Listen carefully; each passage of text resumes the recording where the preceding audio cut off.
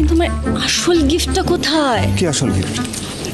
হ্যাঁ, সে কোথায় যার জন্য এতদিন ধরে ওয়েট করে আছি, যার উপরে তুমি লাট্টু হয়ে আছো।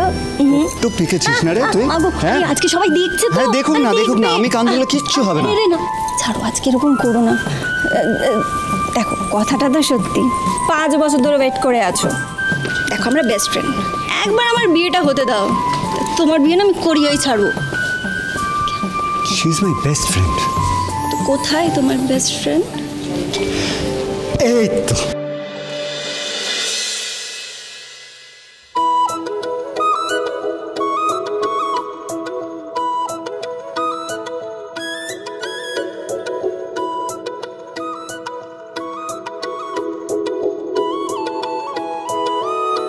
হ্যালো, হ্যাঁ শুনতে পাচ্ছেন আপনি?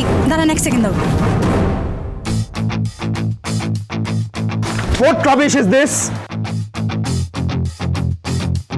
What is this? এসব কি? হ্যাঁ, কে করেছে এই শুট?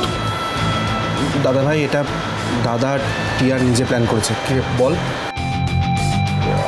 দাদা ভাই, she is a very famous model. ও আচ্ছা, মডেল হলেই তেজ বেকারি ফেস হয়ে যাওয়া যাবে। Very nice. কি হবে এই ছবিগুলো দিয়ে? কি হবে এখন? রাবিশ। এটা মডেলিং এর শুট ছিল না, সেটা ইনফর্ম করা হয়নি কেন? আরে তেজ বেকারির ফেস হওয়ার জন্য চোখে আত্মবিশ্বাস, সততা দরকার। বাহ, খুব সুন্দর আয়োজন হয়েছে। যাকে এক ঝলক দেখলে চারদিক থমকে যাবে।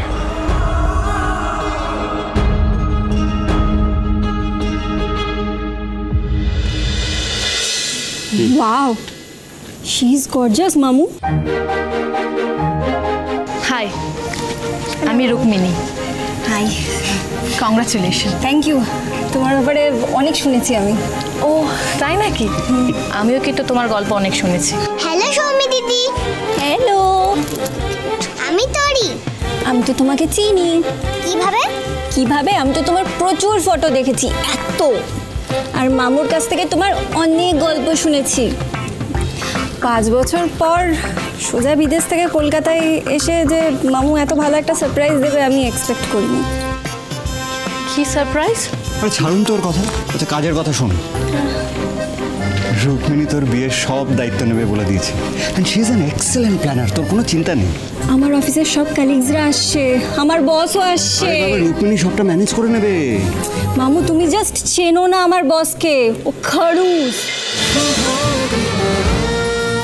শুভ বিবাহ সোম থেকে রবি প্রতিদিন রাত 10:30টায় স্টার জলসায় ও জিও হটস্টারে।